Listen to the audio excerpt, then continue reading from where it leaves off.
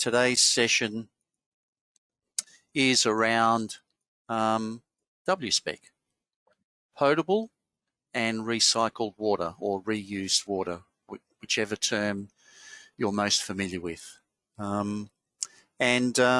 What you've just experienced during the arrival is the networking, and it's a BYOCB, bring your own chocolate biscuit and cuppa.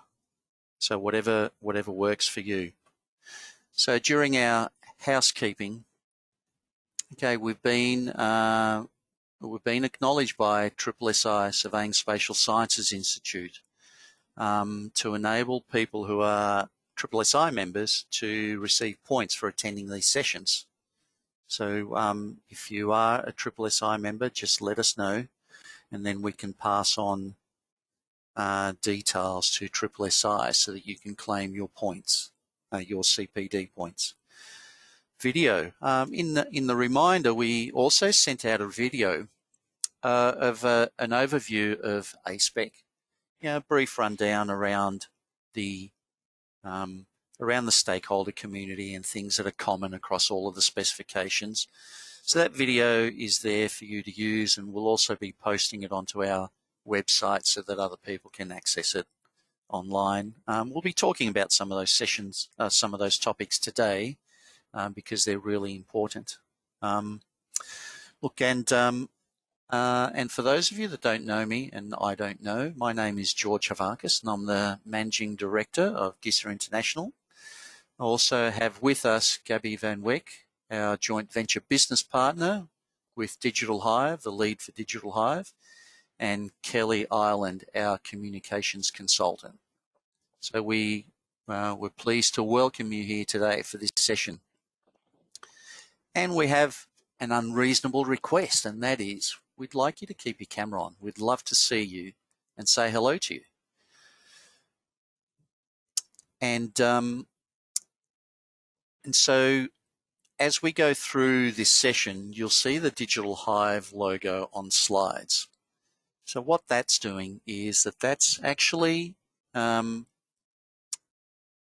every time we have this Digital Hive logo, there will be a Menti poll which we will be running.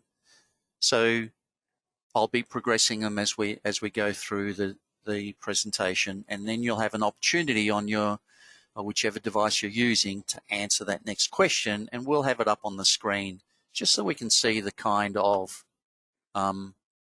responses that we're getting. And there may, and from previous forums, it's actually generated some conversations. So we're pleased to be able to do that again.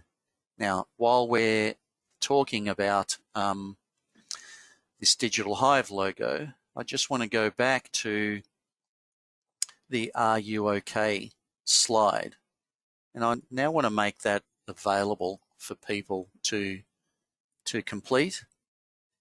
And look, given the ongoing implications from COVID-19 and its impacts on our everyday lives, it's now more important than ever to connect with those around us and support those we care about at work and in our personal lives. So are you okay? It's not a question for just one day. It's a question to ask every day. And it's a question which could change a life. So from us to you, are you okay? We'd love to know where you're at. And I know that I've at times felt frustrated with not being able to do what I want to do, but I've actually enjoyed the opportunity to pick up some new skills. I don't think I'll make a gardener and make money out of growing veggies, but certainly been having a lot of fun and opened up some conversations. So this poll will continue as we go through the morning.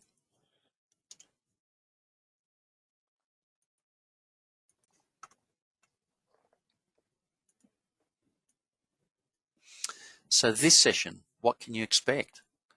Well, we're going to talk about a range of things from asset types, attributes, codes, future-proofing, a little bit about BIM, and and just gauge what people's perspectives are on things.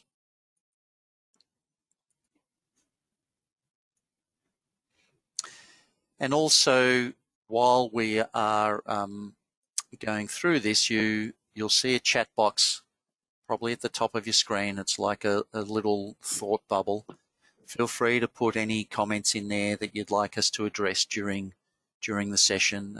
Both Kelly and Gabby are monitoring those. So they'll make sure that I cover off any questions that you might have as we're going along.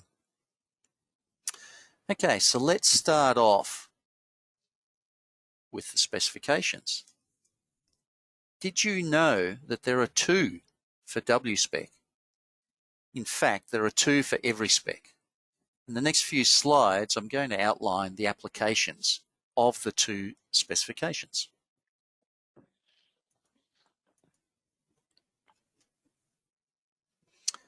So we have specifications for existing assets and new assets. They are completely aligned. So what I want to take you through is when you would use each of them. So typically, you'd use the existing asset specifications for audits in the fields, retrospective data capture.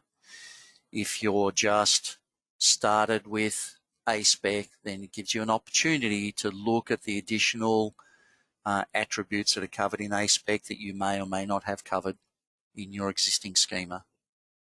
And it gives you an opportunity to start populating data so that you can make evidence-based decisions with some more data. Now, the consultant developer specifications for which you'll see on the right, you'll see the same version 2.05. The version on the left, the existing one, version 1.0.5, is aligned with this. And I'll show you what the difference is in a moment. And so typically for the consultant developer specifications, they are used for subdivisions, capital works, for renewed or rehabilitated works, any renewals, that kind of thing, or community projects where a community may take on building a particular asset and they gift it to your organisation to look after it. I'm not so sure that it's so much of a gift at times. Now, categories for capture of existing specifications. We have 3 categories. We've categorised the requirement based on the practicality of capture or collection of data, and of course, looking at the importance of that particular attribute. So we've based this on our experience and feedback from subject matter experts, which is basically you folk.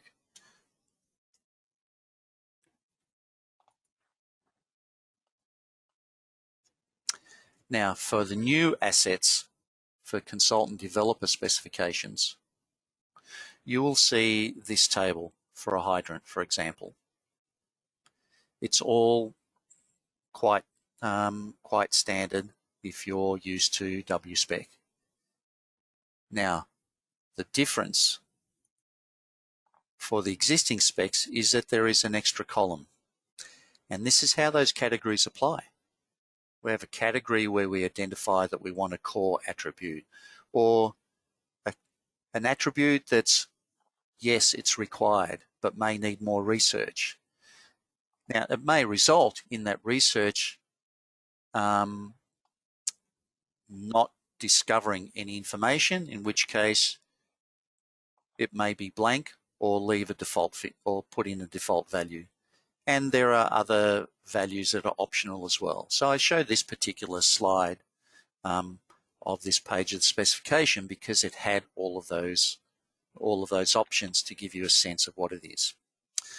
So here's our first Menti question.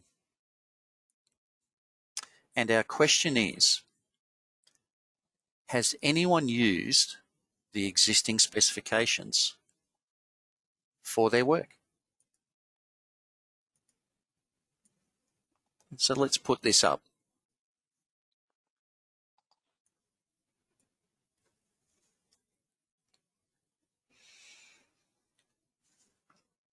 Yeah, so we'll put it up for another 30 seconds. And look, sometimes some of these questions may not be applicable to you, and that's okay. You know, if you don't answer, you don't answer. We're fine. We want to get a sense of what people's experience is. Okay, so overwhelmingly, there hasn't been the existing asset specifications have not been used to date with the audience that we have on today.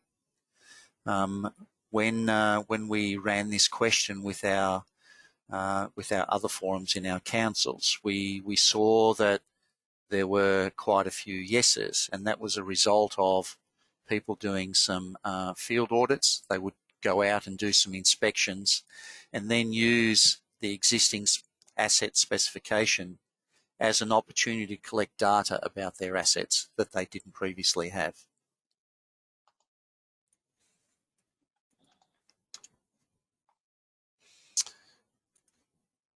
Alrighty. So let's get on with the next slide. Code lists. As you may be aware, these are openly available to download from the A-SPEC website as a spreadsheet.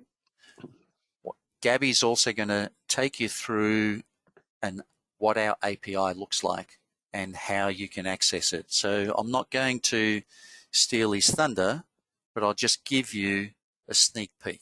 And I'm not going to say any more than here's what the interface is going to look like, or does look like.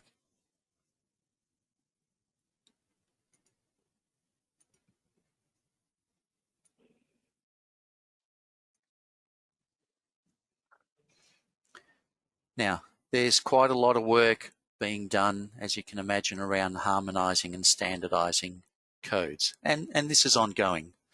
And what this next slide indicates is that these are the typical instances for changes to occur. And requests come from various sources, from the community, including ourselves. So we're always looking at putting rigor around what we've got in the specifications.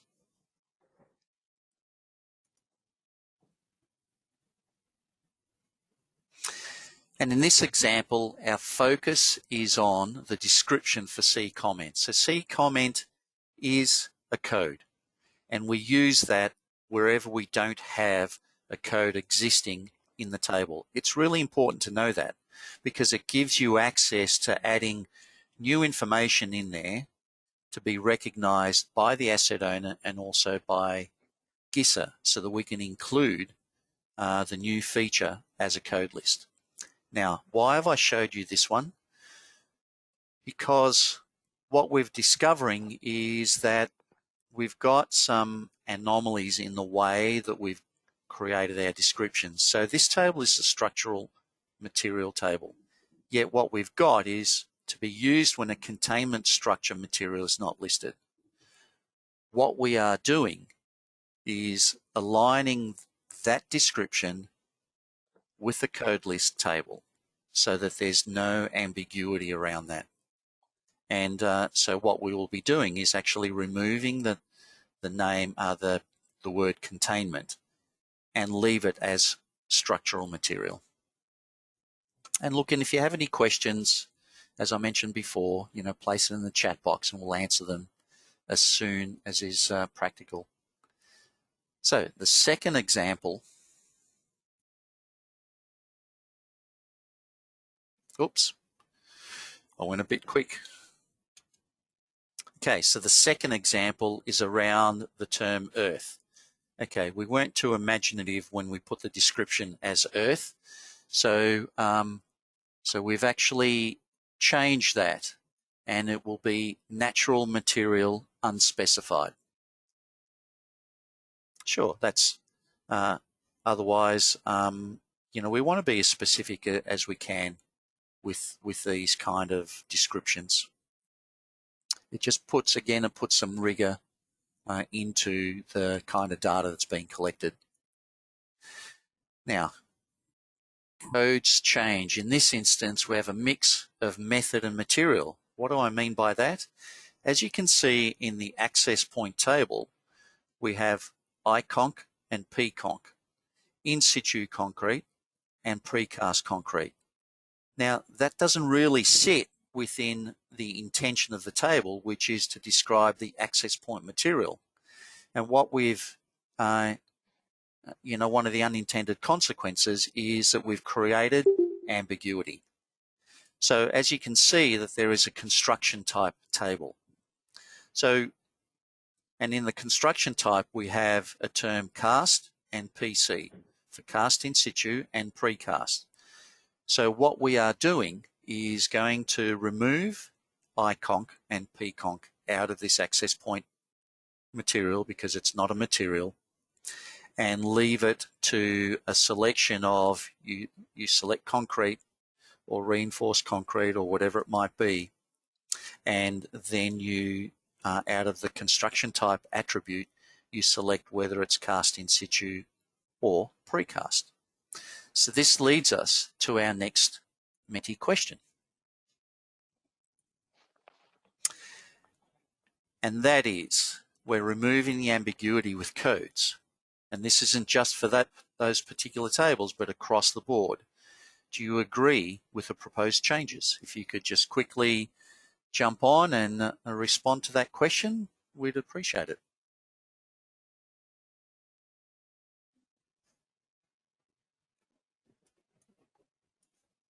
Oops, where am I? Great. Okay, so overwhelmingly yes. It's fantastic. So, that will still be on. Yes, thank you. Continue to populate it. As you're progressing through the Menti questions, you'll get to a point where it says the presenter hasn't released the next slide, and that just means that we're waiting for the next request.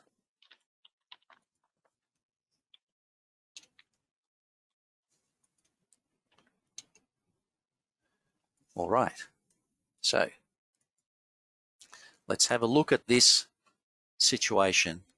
Here's another anomaly that we found in our code list, and I can't remember why it was in there, but we have a code list called cover material under W-Spec.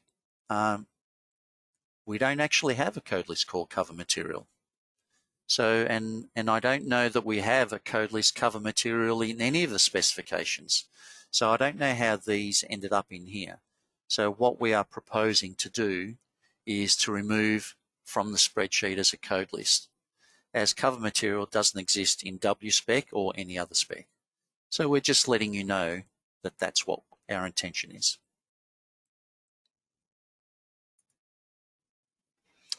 Source codes. This is a good question, coming back to existing assets and new assets.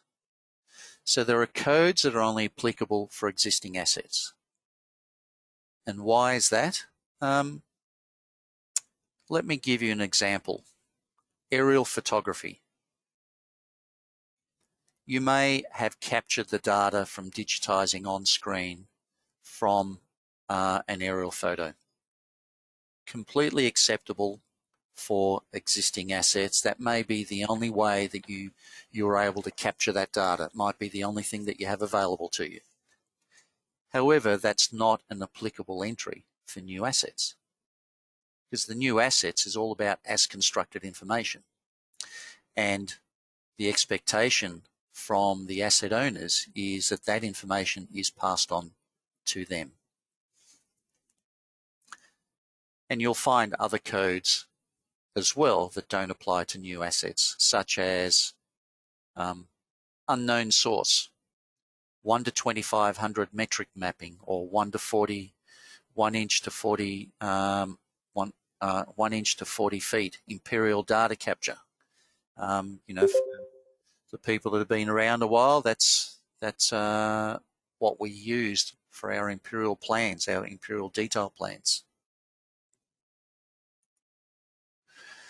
Unknown and not applicable.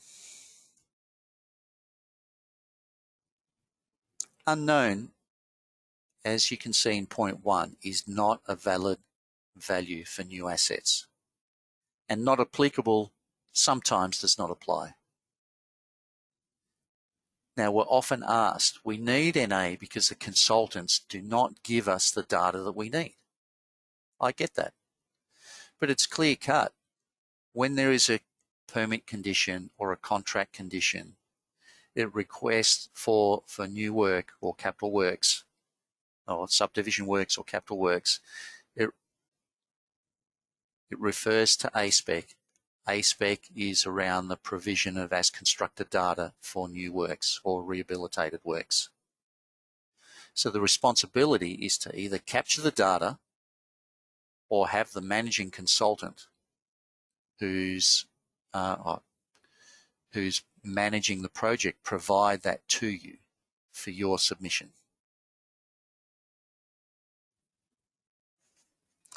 So I want to go to our next Menti question. And that is, how can we support you to get the message across? So I'll give you a couple of minutes to do this. You know, you may be thinking of, you know, a workshop. You may be thinking of connecting with relevant industry groups. So, you know, put down what you think would be the most appropriate way to get the message across for you and your organisation. So I'll give you a couple of minutes to do that.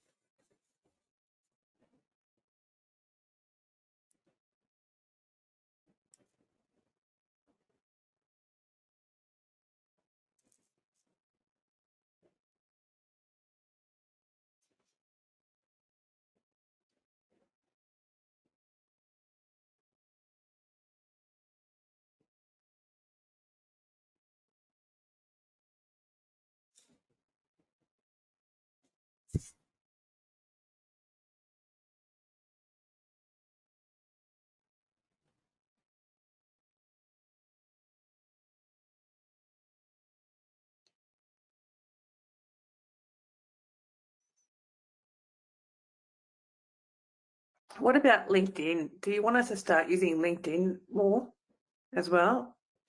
And perhaps open it up for members to post? Yeah, definitely. Do you want to studies and things like that? Yeah, do you want to put on the chat box our LinkedIn link, Kelly? I did. Yeah, it's in there. Oh, great.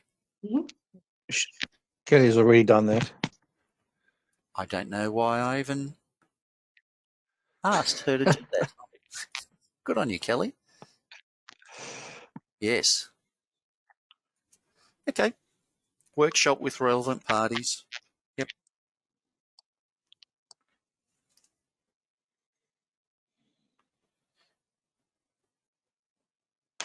Yep. Great. Okay.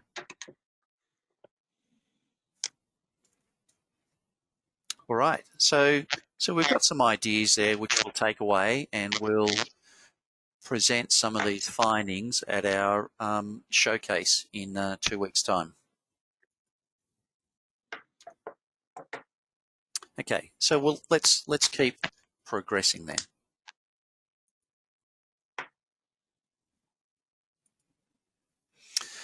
Data integrity. Okay, so here's the heart of the specifications and where our strongest focus is, as this supports the validation process. Now, with regard to the first point, interpretation, we request that you become familiar with the documents, not just the spreadsheets. Yes, they're going to give you the technical details, but those details are also in the PDF. What we're talking about is becoming familiar with the PDF because they're rich with different interpretations and examples to support you with your capture.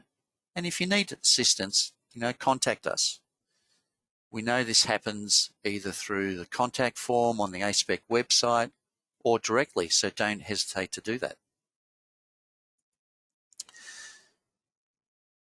Data entry. Okay, important to create as per the structure of the specifications. Why? Well, let's have a look at this particular example.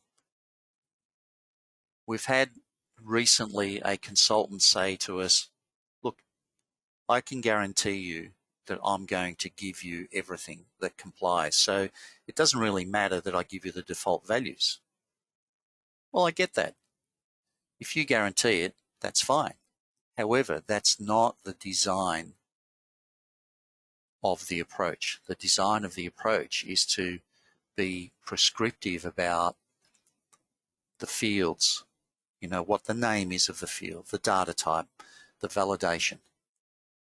So it's really important because in doing all of that, there's three key things that it does. It supports the validation process, it creates confidence, and it reduces the number of instances that submissions will be returned. So if we have a look at this second image, you can see that exactly the same: permit number, subname, etc., etc. The difference being that they are as prescribed in the specification. This is what creates the confidence in the data creator that the asset owner has, and therefore it strengthens that relationship around what they know that they can expect and what they can count on from you as a data creator. Now, graphical representation. I've got a couple of examples here, and this is the third element, and it's quite important because the question is, how precise do we want to be with what we record and where we record it? So let's have a look at this support block. And if you were on our session last week, it's the same example, but I wanted to reinforce it this week.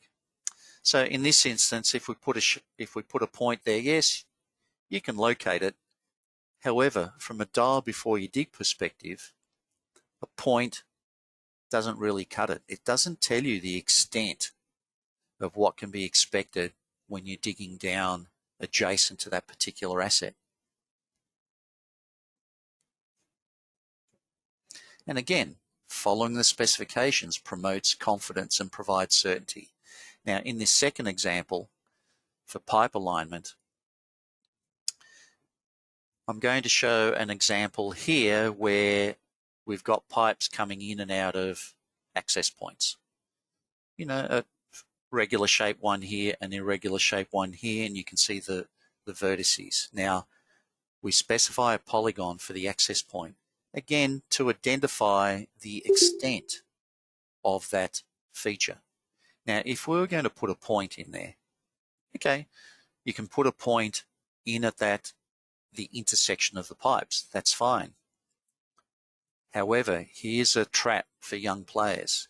If you're collecting points out in the field and you're collecting your pipes point to point, you can inadvertently misalign the location of your pipes, which will create an issue when you are providing advice through dial before you digs or similar services to people who are going to go out there and work in that space. That's what we want to avoid. So here's a real world example. In this particular case, we've got a pit for a booster pumping station, and we want it represented as a polygon, which is the red line, not a point, which is the blue cross. So just imagine what would happen if all of these pipes coming in were somehow connected to that point versus coming in and connecting to the edge of that pit structure as we had in the previous example. So this leads us to our next two questions. and that is accuracy and precision of capture important to you? Great. So I'd like you to address that, please.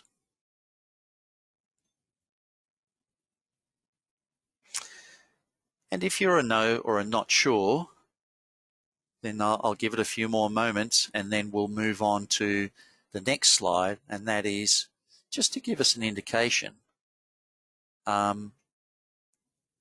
if you're a no or a not sure. And if not, we'll just keep moving on.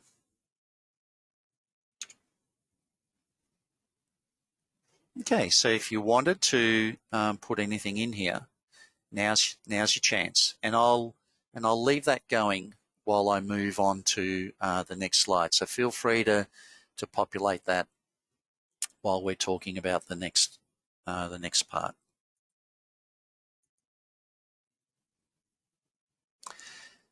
Now, whilst we're still on the topic of accuracy and precision, what we presented last week at the A-SPEC forum was looking, we won't discuss this in detail now, but we have got a question for you. What we're looking at is a future discussion around identifying the level of accuracy and precision for capture of assets. It's not about telling the industry how to do stuff. However, it is around the importance of and certainty around the location of the assets. And as you can see on the left, we've got a table that goes from 10 mil through to greater than 500 mil. 10 mil through to greater than 100 mil for vertical precision, and 15 mil through to greater than 500 mil for horizontal precision. And how that would work is the table on the right shows that the asset class, the kind of feature that it is, and the importance of the horizontal and the vertical codes. And you can see that it's a mix and match. So for example, area of work. The area of work is an indication of where the works are being carried out. It's not something that needs to be surveyed. There's probably enough information there that you can place a polygon around some property boundaries, or if it's some new works in a street, to place the polygon around those works. And you can see that it can be plus or minus 500 mil as long as it covers the assets. Do we need vertical precision? No, not relevant. Okay. If we look at another example, a pipe, which is a polyline, horizontal precision, typically plus or minus 100 mil.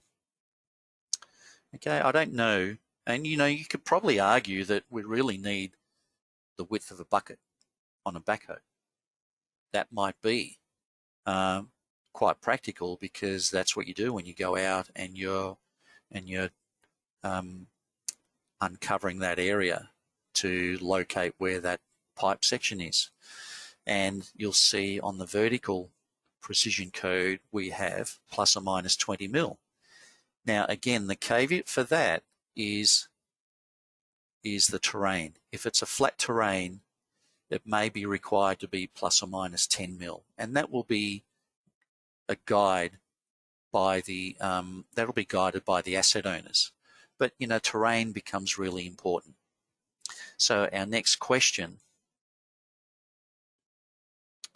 and is, would this make a difference for you? And thank you for the people that have put in responses to the previous question where you answered no or you were unsure. And we'll have a look at those in a moment.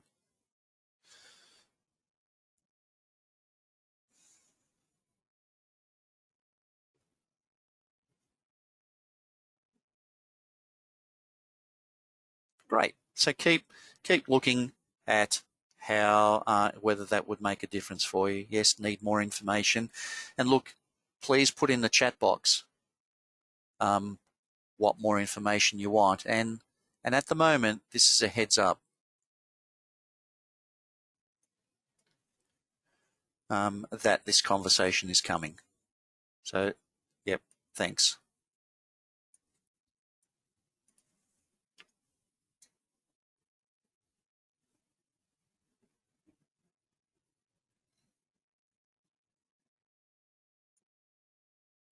And I just want to cover this off,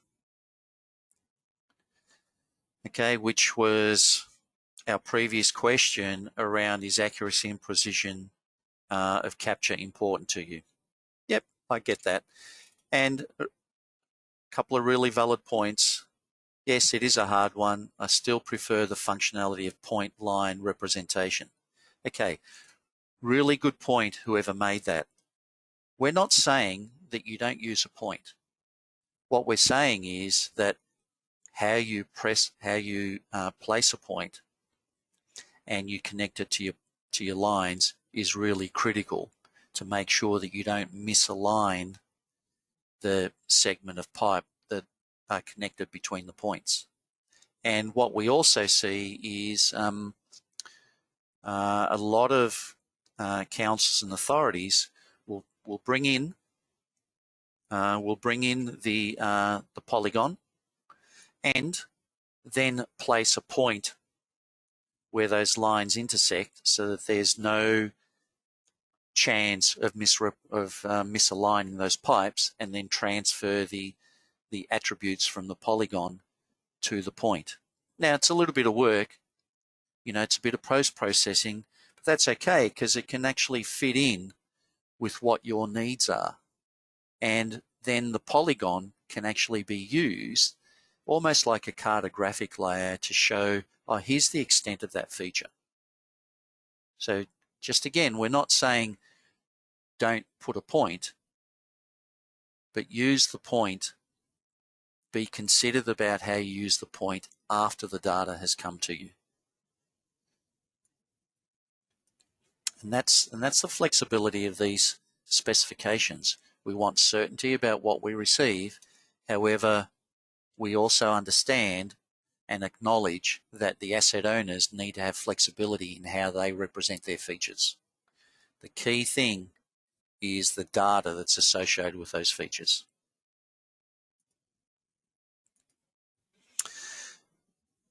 This is the fourth element, spatial relationships and connectivity.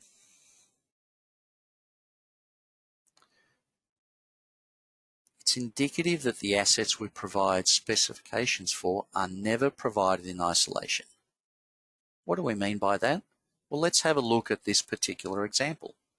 We've got a hydrant, and in the table we have a pipe number that we want, which is the unique number of that pipe that asset is located on. So we create the bigger picture, and there's a specific relationship there, and we use that to build greater views, including digital twins. So therefore, we specify certain relationships, and these need to be taken into account when submitting the data. This is why we have these additional fields in there. It provides that connectivity between the two assets.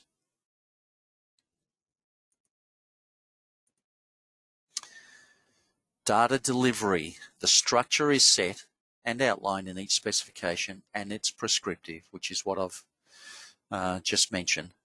The exchange, the data exchange, is flexible. Key to this is to know what your client requires, even before they work it out sometimes. So we're going to have a look at data exchange formats. And as I said, they're flexible. And you'll see the top one there is GeoPackage. These aren't in any particular order. And, we've covered the most common ones. These are all acceptable. And typically what we find, and we'll do a quick poll in a moment, but typically what we find is that shape or mid-MIF are the most common ones. Now, to future-proof the delivery process, we're advocating for GeoPackage. Why? Because GeoPackage is now the OGC's preferred standard for data exchange. And we recommend organisations move to using this as the preferred format for data exchange. And there's a number of advantages. Among them, you can package all the files into one. You can ensure the project settings are the same for all assets in the submission. And I put Gabby on a short notice last week, but I'm sure that he's got that example ready for this week during his tech session, so he will show that to you. Again, there's no naming length limitations, and it's a database format, so you can run some database automation scripting. Now, one of the things that we do know is that Esri being one of the most common exchange formats out there, it's no longer supported.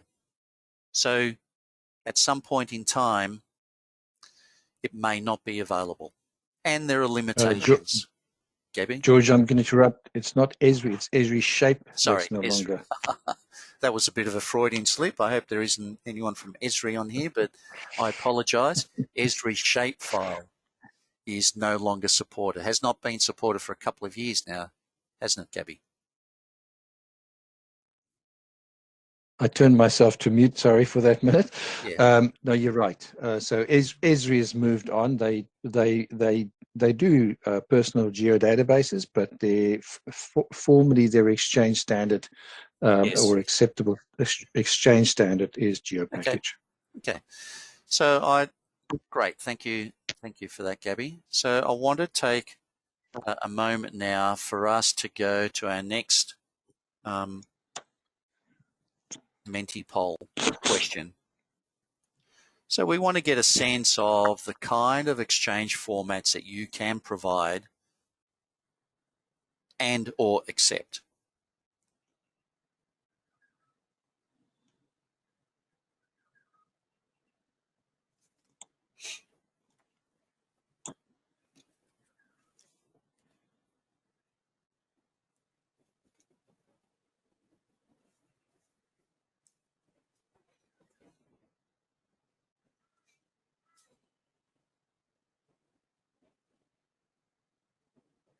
Okay, so we've got a dead heat amongst four. Oh, here we go, MIF mid. Yes, great. Okay, and we recognise that there are other formats. What we are saying, though, is a CAD file and a CSV file is not an acceptable format. Now, the caveat to that is organisations who are using OpenSpatial's ACDC platform that's based on a AutoCAD template, which is fine because that provides the consultants with some flexibility around using their existing CAD environment and their existing workflows to deliver data and capture data in accordance with the A-SPEC requirements, and those templates are really great. However, they do get delivered as a GIS-ready file or a geodatabase, or one of these formats, so that the asset owner can then integrate it into their system. Sometimes it'll come into a staging database to give you some greater flexibility for your mapping. So thank you for the people that have responded to this. And with the other, we don't have a follow-up question to see what the other formats are, but feel free to place that in the chat box, please. We'd appreciate that. Okay, so moving on, the typical issues that we encounter. So the following examples represent some of the issues that have been brought to our attention. In the majority of instances, we're really clarifying what the asset owner or consultant has already identified as the appropriate resolution. So these have come out of emails that we've received and requested clarification on. Now here's a really important one. Which assets do I capture? You know, why is that important? Well, let's take a pump station site, and we've got a breakdown in W-Spec about recording what is in a pump station site versus the pump station itself and the pumps and the individual assets. We also want you to consider, what about the car parking, the fences, the landscaping, the buildings? Do you want these kinds of features collected? Now, to assist with that so that we are gaining some clarity, we've created a checklist that we'll be including in the next version of the master document for A-SPEC. And that document accompanies all of the specifications. This is now available, and I know from some of you that have been on our previous forums have already requested it, and we're happy to make this available. So how do you identify what's needed? Understand what's expected to be delivered. Confirm the specifications that the asset owner is using. And as you need to, just contact GISA. We're very happy to assist you with clarifying it. So this is what the checklist looks like. And there's the email address to contact us with your inquiry. And many of you that have been using that email address will know that we'll respond to you as quickly as we can. So in using this particular checklist, it now gives us an opportunity to incorporate it as part of the design review process, part of the planning process, to have the asset owner acknowledge or identify what assets they're expecting at the handover stage. And not just the assets, but the asset data, because A-SPEC is about asset data. So one of the things that came up when we showed this at one of our earlier forums was there was a suggestion to include the project type. So now we've included the project type. It was something that was missing, hadn't even considered it really, but it became apparent, and you know, that they're the kind of contributions that really make a difference to the community. So if you want to get a copy of this, feel free to send us an email and we'll address that after this forum concludes today. PDFs. Okay. The short answer is yes. Why? Typically the PDFs provide an overview of the complete project. It's really that simple. You know, it gives you the holistic view of what is in the project. That's really all I have to say about PDFs. Unique asset identifier. Now you will notice that we have a unique ID in nearly all of the tables, and it can be created by the data supplier or it may be provided by the asset owner, depending on the preference of the asset owner. We're starting to see some asset owners provide these asset IDs for proposed assets as part of subdivision development. We see it more through capital works than we do with subdivision development, but it's now filtering through. And you can see the QA validation. If provided by the asset owner, then use it. It's fairly simple, and that's the audit trail that the asset owner will use. Now, we're going to be standardizing the description in the tables. What do I mean by that? When you get a chance, have a look at, for example, the pressure main table. We don't have unique ID in there, but we have pipe underscore number, which is essentially the unique ID, and we've got validation for that. What we're intending to do is to make sure that the content and the validation is consistent across all areas where we have a unique identifier. So it could either be called unique ID or it could be called pipe underscore number. So that's the kind of work that we're doing to make sure that we've got a standardized approach.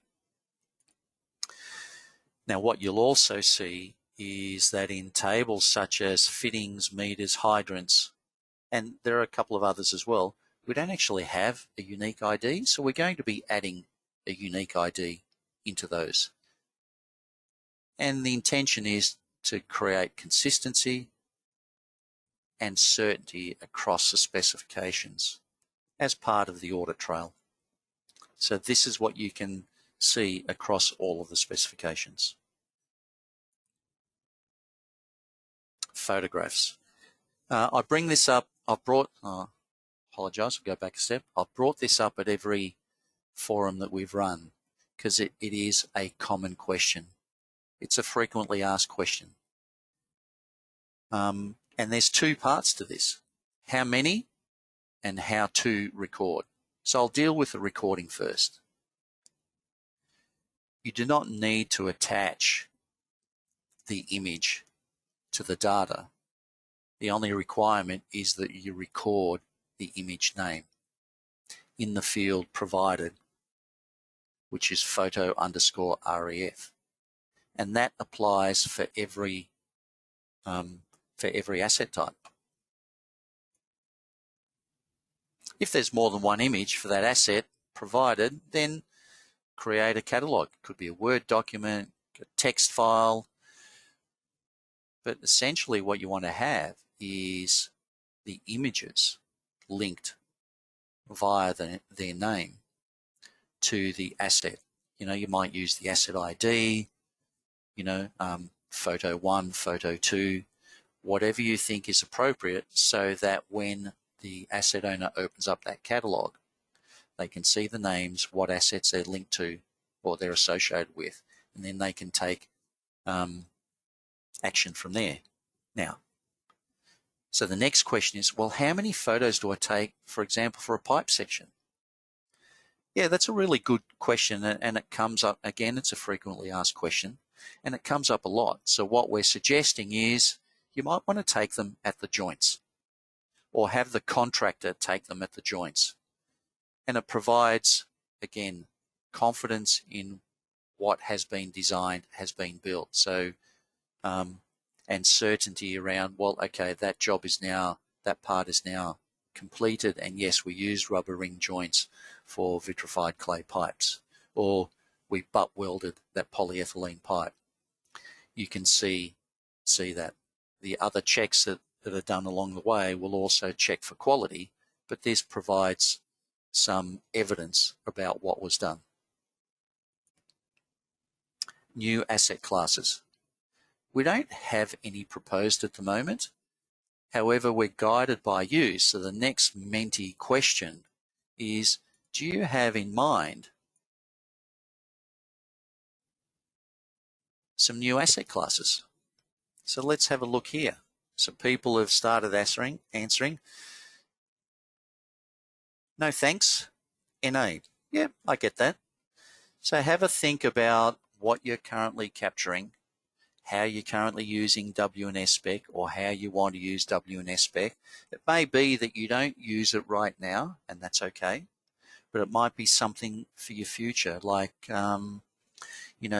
settlement tanks for, probably more appropriate for wastewater than it is for water, but have a think about the kind of assets that you might want.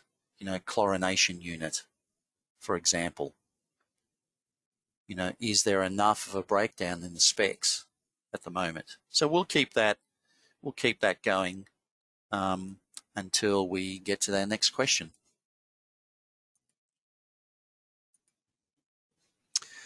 A new attribute. So this is something, talk about the unintended consequences.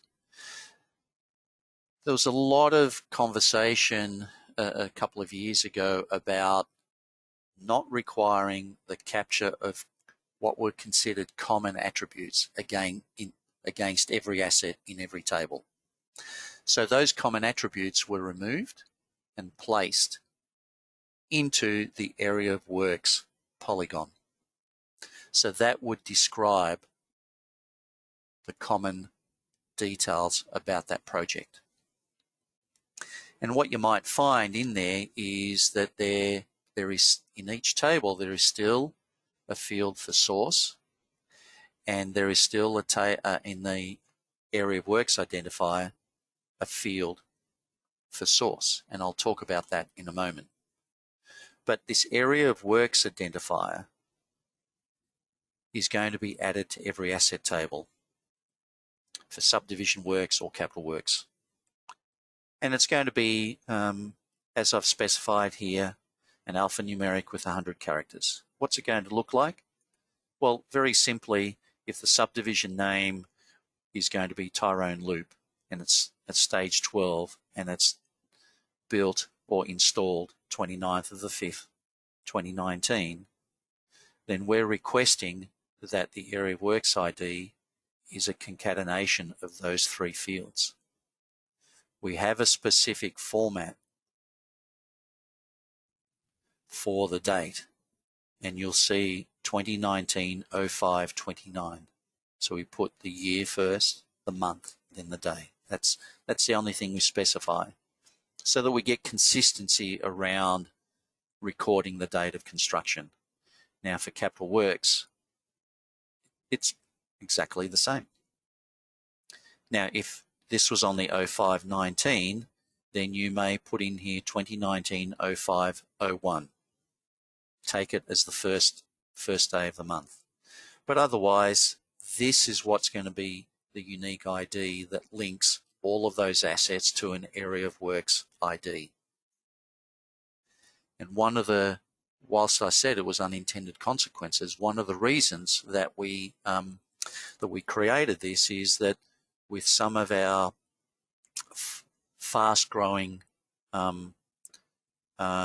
authorities, typically growth area councils, they are getting a lot of new works happening and new capital works happening, and there's already assets existing in some of those spaces, or there's overlaps between projects, and it's difficult to process just on the area of works ID. So we want to take the guesswork out of it and have this area of work ID as being the prominent identifier there.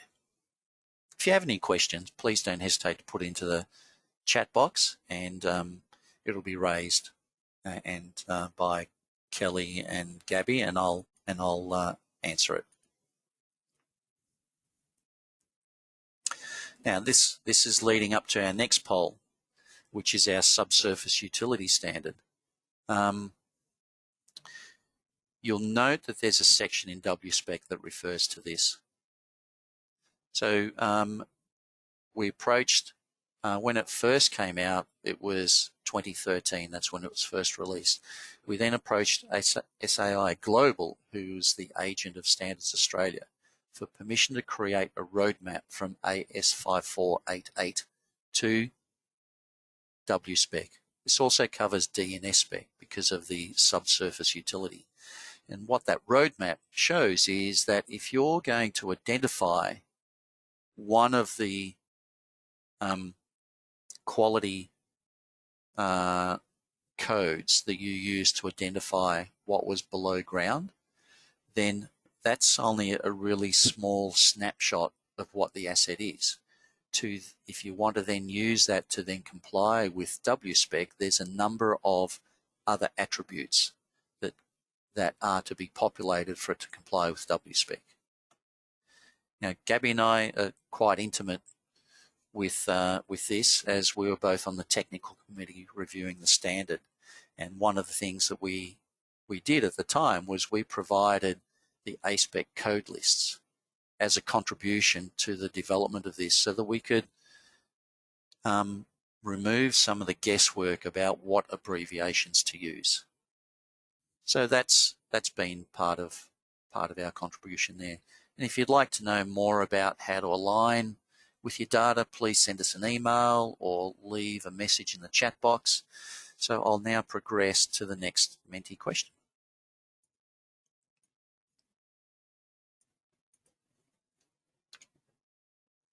have you used AS5488 in your work?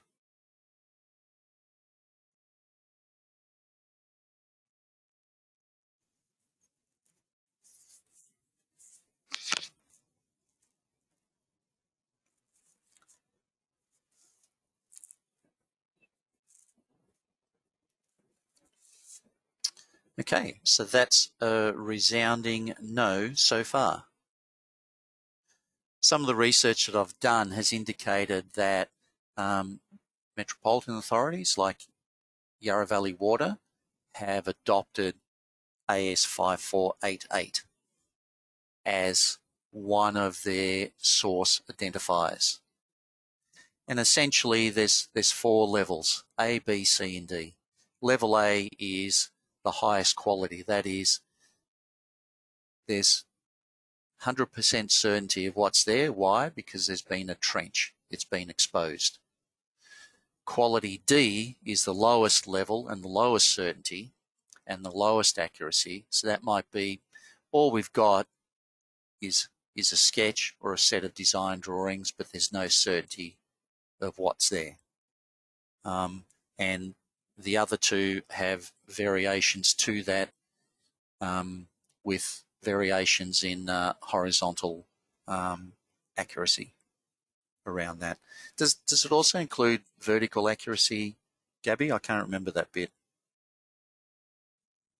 Yes, it does.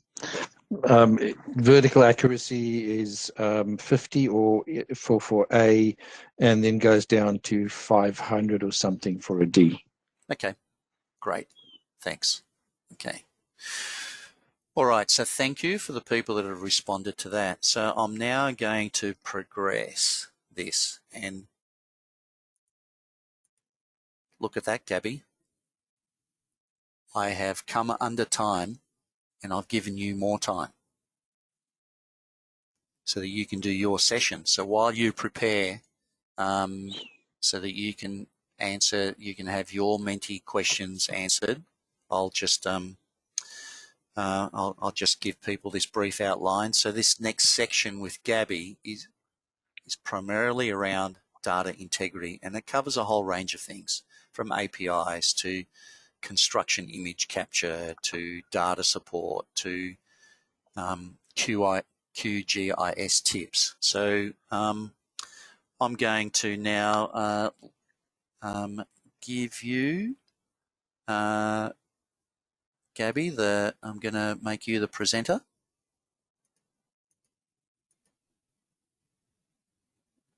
Oh, I've just muted you, but I thought, how did I get muted? yes. Okay. Okay. Okay. So there Cool. you go. You're in. Okay, thank you, George. I'm going to ask that for starters, if you could run my next Menti, which I believe is where you're likely to use a codeless API. I just wanted to put that to people. If that, George, can you start that one for us, please? I can. I just think it's better if you do that, George, because I have to log on, right? Isn't it? Yes, you do. Okay, right, and if you can get that going, because I've also shared the wrong screen, so I'm going to have to redo the sharing. Sorry about that. Share your screen. There you go. Should be showing up. No. Can you see my screen? You can see W-Spec Forum, Digital Hive, Gabby van Veck. That's what I wanted to know. Great. All right. Okay. All right. And now to quickly show the Menti. I apologize. I got that a little bit confused. So let's just quickly go to the Mentimeter. And that should be up shortly, George. So all that precious time that you've made up for me. You still have it. Good. Okay. So just getting there. Okay.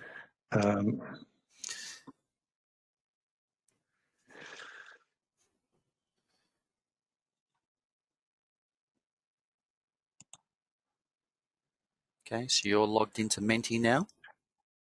I'm logged into Menti. Okay. Okay, George, this You're in charge. question, thank you very Yes. much. The question about codes and attributes, have you aligned these? You've already answered that? No, I haven't. I'll deal with that Okay, down all the right, track. okay.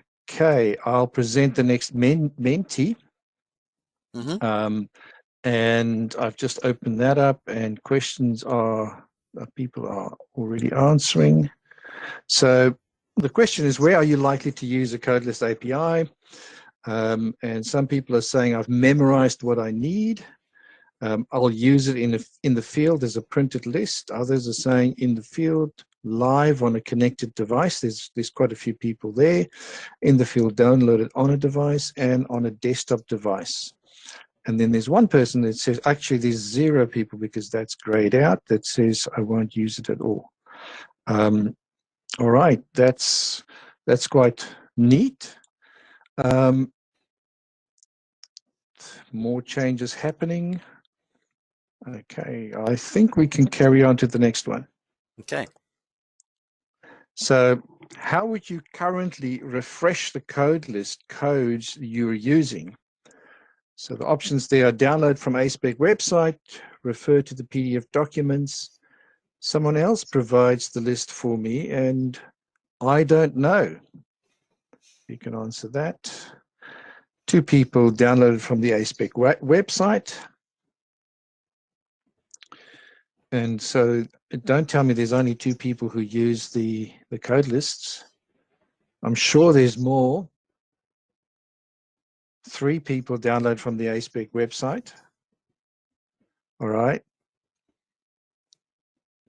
I'm going to give it another minute. Okay. All right. Let's leave it at that for now.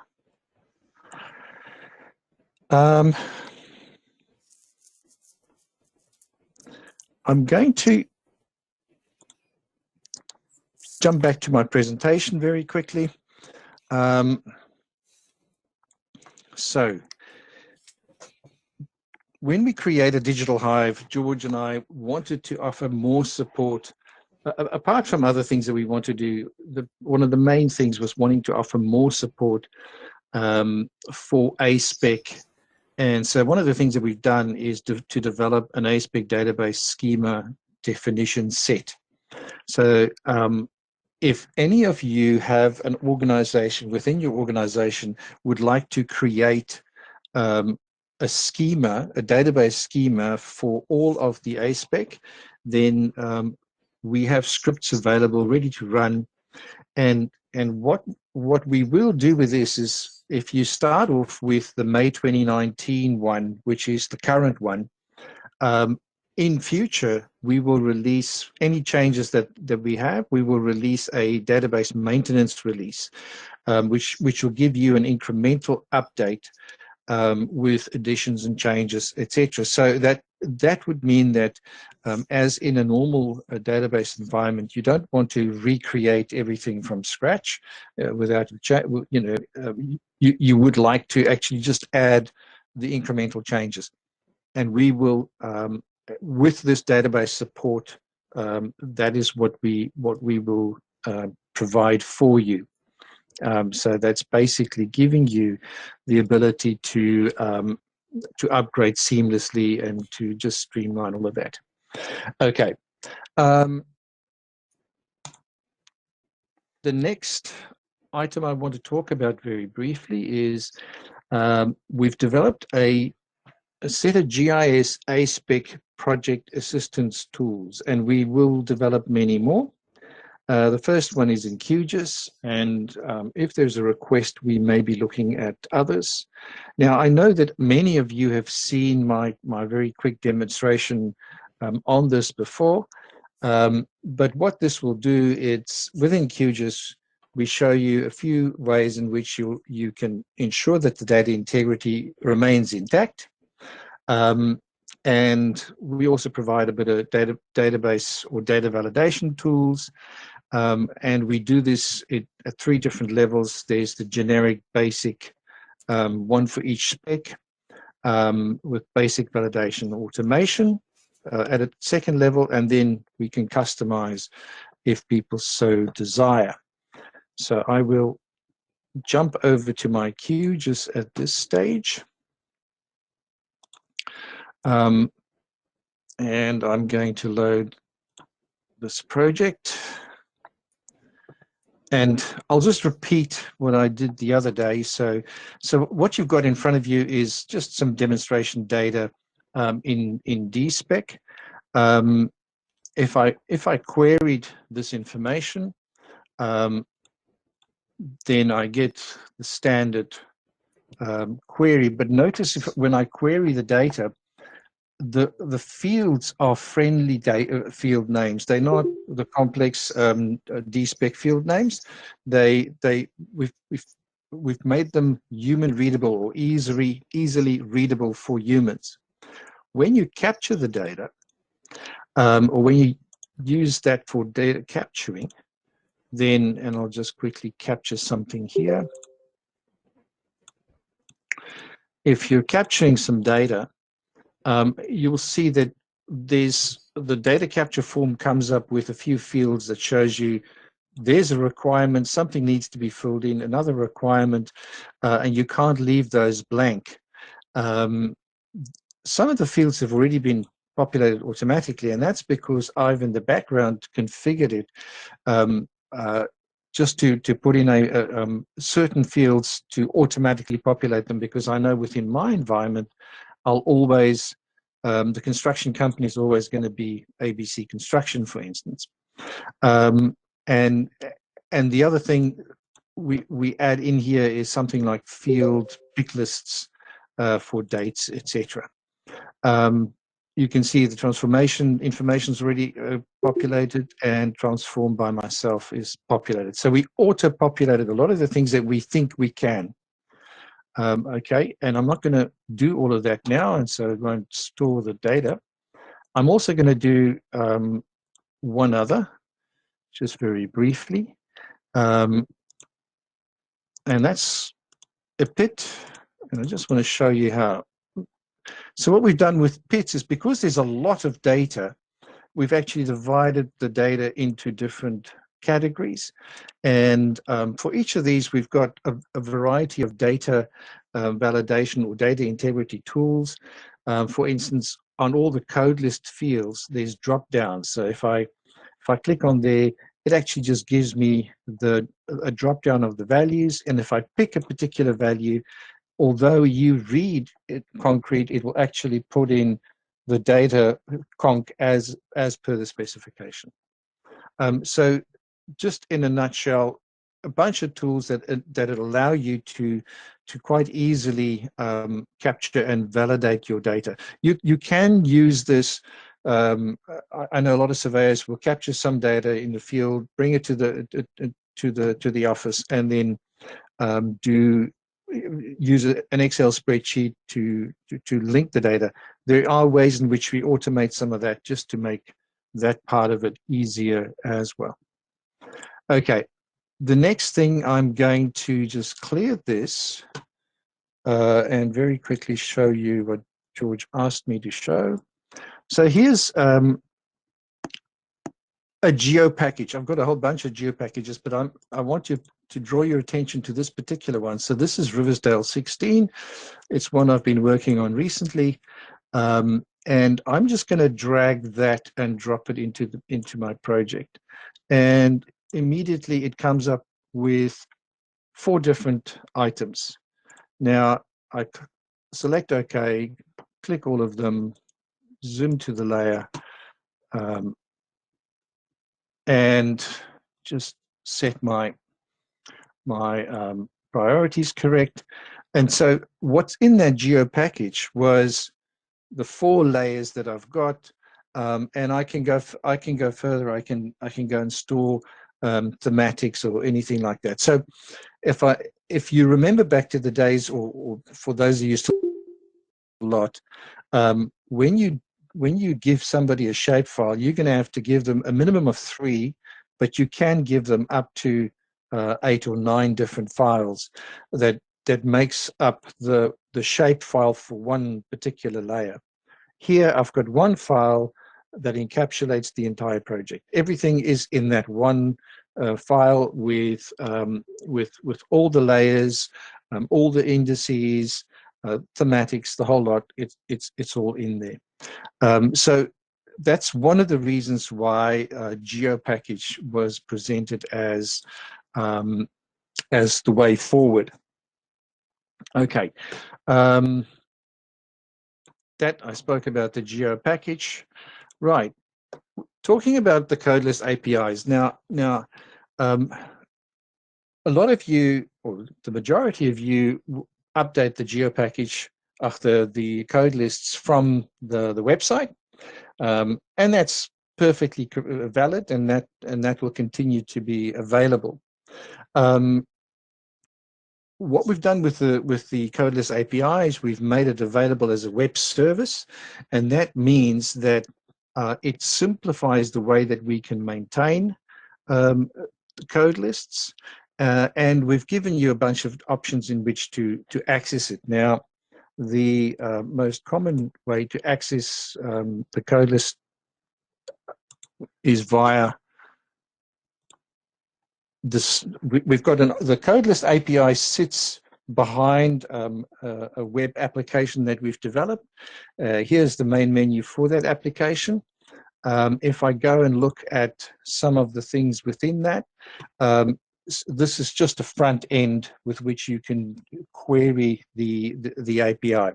But all of this data, because it's an API, is available for you to link to your application, or you can search and filter and download as you like different elements of the code lists, and it's just a lot more friendly, a lot easier, a lot more flexible in terms of how you can work with this.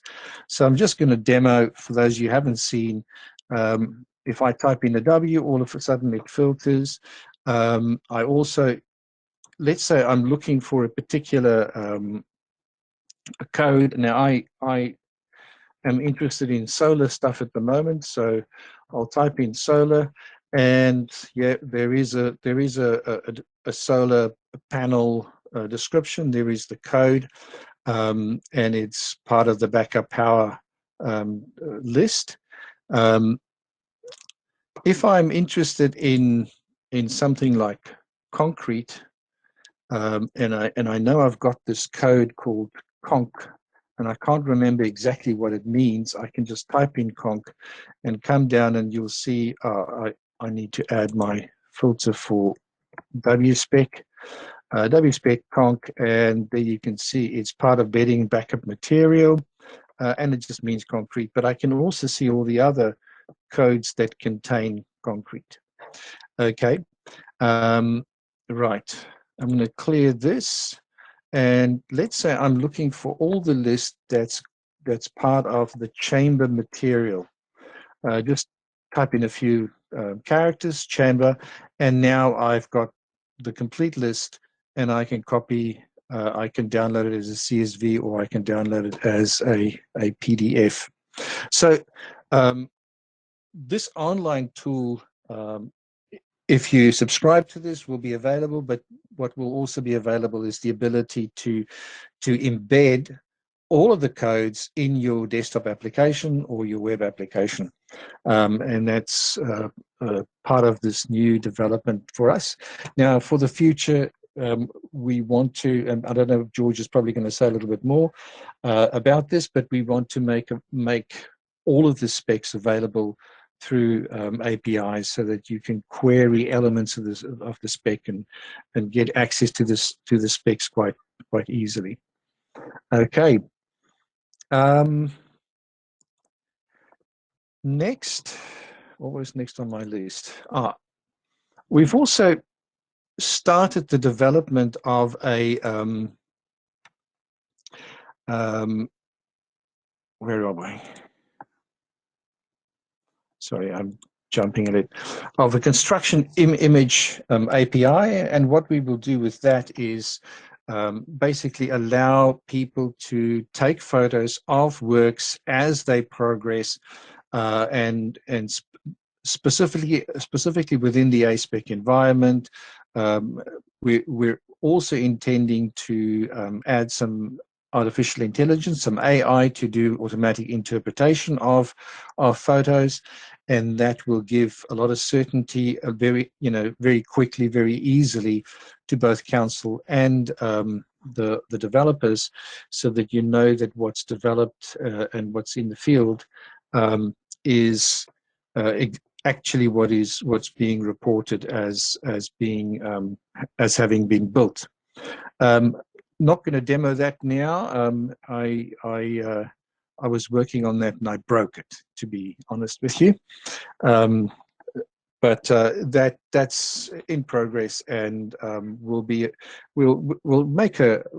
probably do a proper release about this. But I just wanted to let you know that is coming.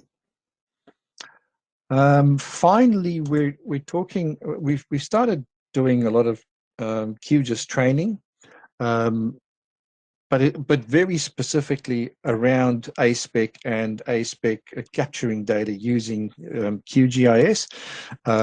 We're running these courses every first Tuesday, Wednesday of a month, and on the Digital Hive website, there is a link. You can go in there and you can register, or just contact GISA and we can register you.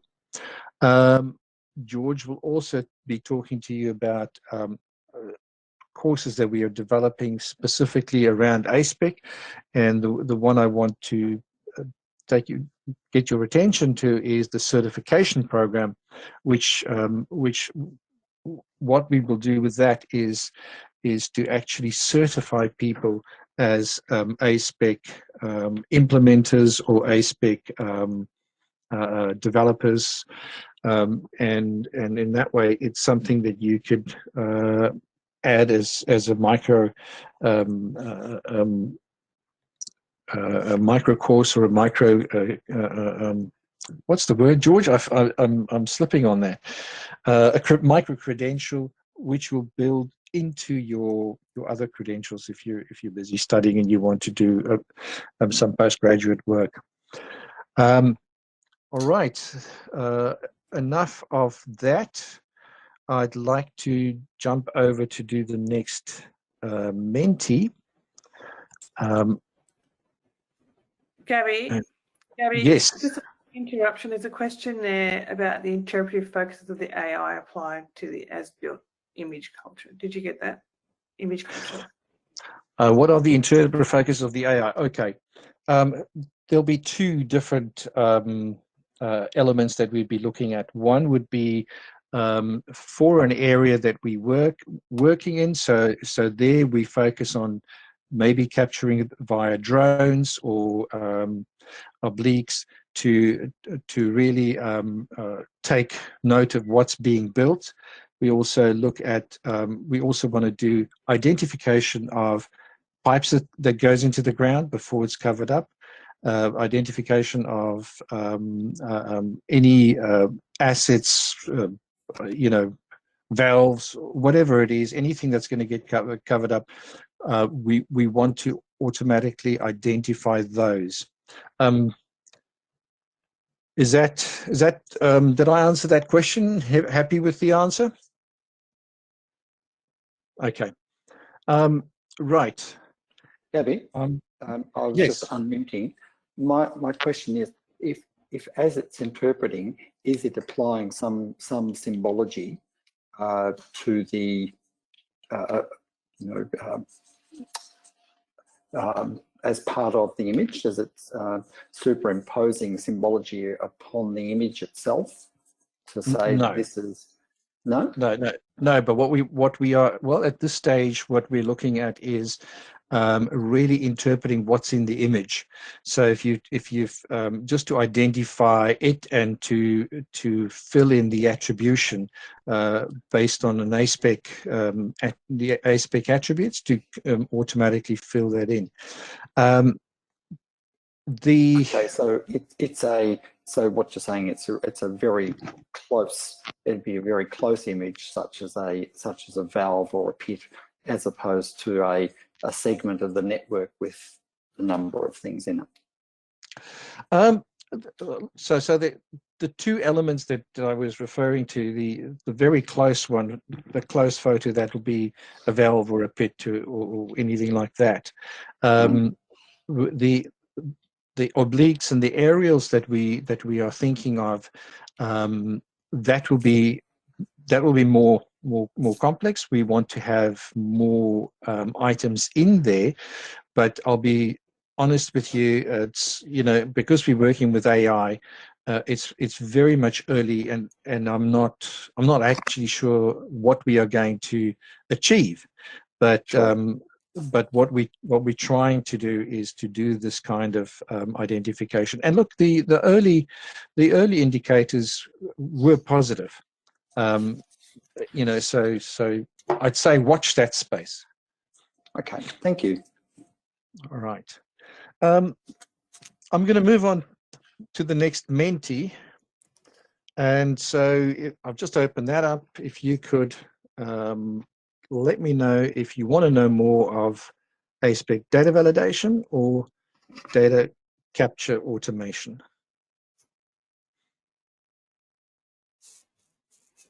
I'll leave that open for a little bit. Only 3 respondents so far. There's another 4th one.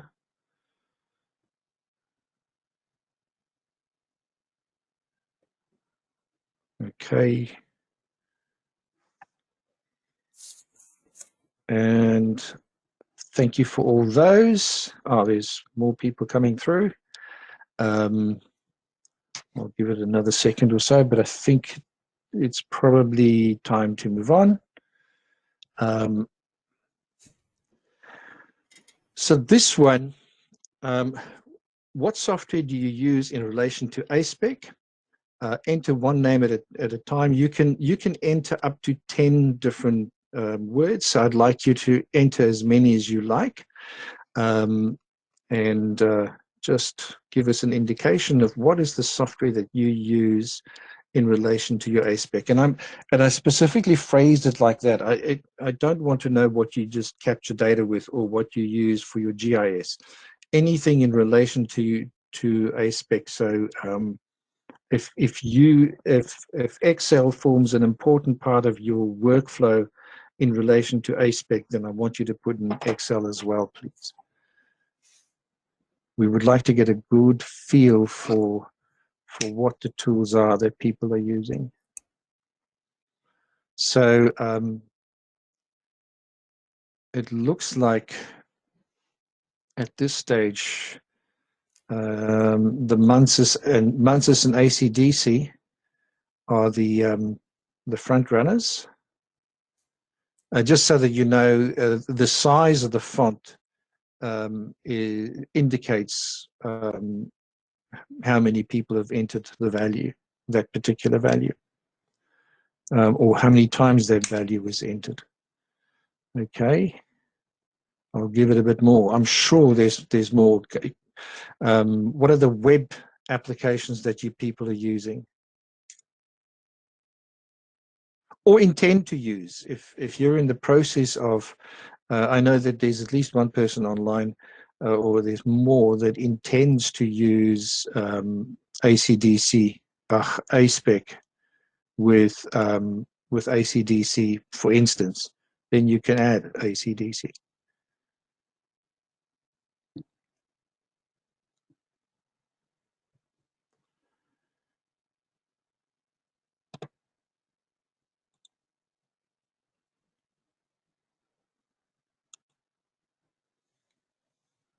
Okay. Right. I'll move on. I don't know. Yep. George, I think at this point, I'm going to hand it over to you. I think Okay, this Gabby? is not applicable No, because I don't because know where this came from. I might have dragged one out of sync, Gabby. So I'll take over if you like. you go for it, George. Thank you. I'll just set myself up.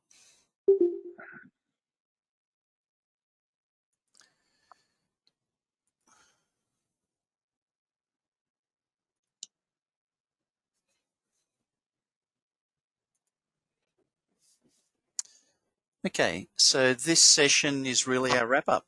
We're on the home straight, and again, Gabby, you've given me some extra time, so I thank you. I thank you for that. Now, when we were talking, I just want to complete a conversation I started before and probably left some of you hanging. When I was talking about the Area of Works ID attribute, I threw in a little furphy around the source attribute. So I just want to complete that. You'll notice that in every asset table, near the bottom, there's an attribute called source. And you'll also notice in the Area of Works ID, Area of Work extent polygon, that there is an attribute called source. So the most effective way to use these is that if your source, as in field work or a combination of field work and the engineer, or the contractor, engineer and field work, whatever code you use is consistent across the whole project, then you only need to populate it in the Area of Works extent polygon. If you are using different sources for the different assets, then you would populate it in each table. And that's why we've given you the option of having it either across the project or individually for assets. And the choice is yours. You've got that flexibility to do that. If you have any questions, don't hesitate to pop it into a chat, and Kelly and Gabby will pick that up as per usual. Okay, so we're in our wrap up. So we want to empower you in your communication. So what does that mean? Well, we're introducing a certification process to empower the communication between the asset owner and the data provider. And it will operate at two levels: organization level, individual level. We acknowledge that at the organizational level, there would be a person responsible for that particular area, that interaction with the industry consultant. However, there may be individuals who actually do the contact. So effectively, we're talking about supervisors, team leaders, managers who are responsible for that function, and the individuals, the individual officers who deal with that. That's what I mean at the organizational level and the individual level. And there'll be a dual focus. So the focus will be how communication is addressed by the asset owner for items such as non-compliance, and how does the data provider address the issues such as non-compliance. So we're not going to talk to you about, how did you do the work, or this is how we think you should do the work. We can always give you some tips around that based on our experience, but you've probably already got a process in place. So that's okay. What we're talking about is what happens when someone comes back to you and says, I can't accept your data. I'm rejecting it. So we want to put a process in place that doesn't set us up for failure. I had a situation in WA a couple of years ago, and I shared it a couple of times, and just sharing it again today, in that I had a surveying consultant who was providing data to a council, and the council rejected it, and said, you've got to comply with A-SPEC. The surveyor looked at it, saw a couple of things that they hadn't done, resubmitted it, it got rejected again. By this time, there was a bit of frustration setting in at the surveyor's end because it wasn't getting specific information. So it was submitted a third time. The third time that it was rejected, and the council said, look, here's an example of what we look at. Now, what they did was they provided a sample data set back to the consultant, but also included extra fields that the council was capturing. Now, the consultant looked at it and straight away said, well, you haven't given me any information and now you want me to capture these extra ones. It just doesn't work. I'm going to Minister for Small Business. This is a restraint of trade, and it started spiraling out of control. Now, I was being included in these communications and I could see that. So I asked for permission from both the council and the consultant to be involved in that review, and they both agreed. So I had a look at the consultant's data and gave them the call. And I said, you know, I've got some good news and some bad news. And they said, okay, what is it? And I said, well, the good news is I've looked through your data. Okay, bad news is there's more non-compliance. And, you know, consultant got a bit upset about this. So I explained to them where they weren't following what was prescribed in the specs. And then when I was over in WA on my next visit, which happened to be a week later, I sat down with them and we resolved that it was their exporting process that resulted in that. Now, out of that communication came a couple of things. One, I was able to create a new kind of relationship with that consultant. And secondly, I was able to have a conversation with the council to say, you know, how come you're not picking all of this stuff? Because I picked up more stuff. And they said, well, you know, we're just flat out. And so I only picked up the stuff I was aware of. So I made them aware of what they were causing. And that was, they were causing the possibility of failure from the consultant's end. Now, the consultant also said, well, you know, every other council I provide data to is accepting it. Why aren't you? So I investigated this, and I went to one of the councils who the consultant said was accepting their data. I said, you know, how's it going? You know, what are you up to? You're getting data from so-and-so? Yep. How is it? Yeah, pretty good. I said, you finding any issues? Yeah, we're finding a few things, but we just, rather than send it back, you know, we're sort of fixing it up at our end and then just getting on with it, and then there's no delays. I said, okay. Have you passed on that information to the consultant? Oh, no, we haven't. Okay, I said, so you know, so I don't want to, you know, I'm not creating this to say that you've done anything wrong, but what we're actually doing is we're not communicating those differences, and therefore the consultant is being set up to fail. And so our objective of creating a communication certification process is to see the kind of process that parties put in place to resolve issues to the satisfaction of both parties. We don't want delays in submission of data. We don't want delays in the acceptance of data. We don't want delays in issuing certificates of completion.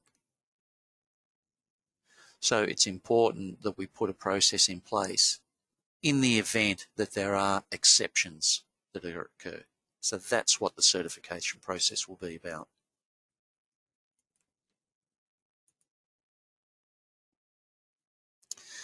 changes. Okay, so we've talked about there are many instances where we're going to change things. You know, we've talked about changes to descriptions. We've talked about changes to codes, addition of codes, all of that sort of thing. On our previous forums, we've asked the question, how would you like us to communicate with you? Now, I think I've got my Menti question lined up now. So the next question is,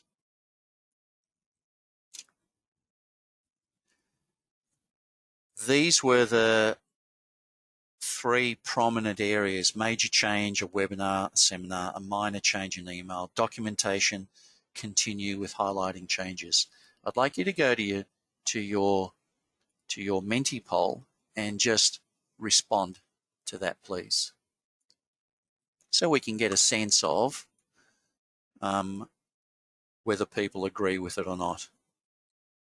And if you have an other, by all means, please put that in the chat box so that we get a sense of what kind of other methods you would like us to use to communicate changes to you. George, there was a question from Roger. Yes. Does the inheritance of attribute values that apply to the extent of work polygon also apply to the subcomponents of their nominated parent, usually an assembly? Yes. And the answer is yes. Is that what you're saying? Yes. Okay. Keep that one short. Good. Thank you. Yep. You know, if there's a follow-up question, don't hesitate, Roger. And look, and here's the other thing about questions. If it's important to you, please ask it. No question is more important than the other question. And also consider that you asking a question could be a contribution to others.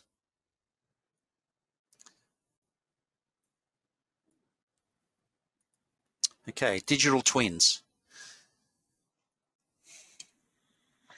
Okay, very briefly. So digital twins, we know, represent the physical world. This is what the digital twins look, this is what the A-SPEC digital twin looks like. It is a digital representation of the physical world. We're agnostic towards systems. We're agnostic towards what kind of software you use. Our focus is on the data. There are business processes, there are definitions and descriptions, entity relationships, all of those things that are shown in that filter. A-SPEC is the starting point because it lays the foundation. So we've got a Menti question for you. So who would be interested to see who's starting to explore BIM and 3D? Do you want to link to your asset management systems? You know, there's opportunities to take the data out of a Revit 3D CAD file and create a schedule to then import into your asset management system and then link it back to the Revit model so you have it a one-to-one relationship between the asset management system and the 3D model. Is that of interest to you? You know, we'd like to know what's there for you, and so we've posed this question: how are you aligned with these suggestions?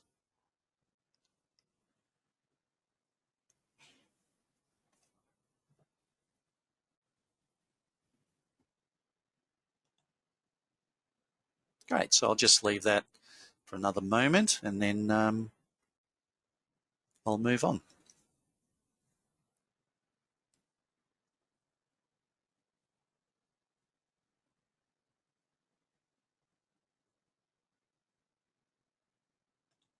Cool. Thank you for the people that have responded to that. And if you'd like us to follow up with you, just please send us an email at info@GISA or put in the chat box, and we will follow up with you.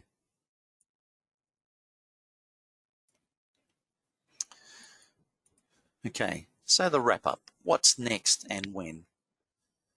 Okay, so our next, Gabby mentioned that we're running training sessions. and I just want to be clear about this, these are charged. There is a fee to attend these training sessions, and we're happy to create a customized one, or you can use one of our existing courses. At the moment, they run the first Tuesday and Wednesday of every month. So the next one's scheduled on the 6th and 7th of October. The API code list release will be November 2020. That means it will be available. And we're now working through what the commercial arrangements will be. And if you want to access the codes as you currently do through the spreadsheet, that's no problem. That'll still be available, and then you can manually apply it. What we're going to apply a fee to is the web service feed. So if you want to have a live feed, or you want to have an incremental feed after your initial download of all the codes through the API, that's what there'll be a fee for.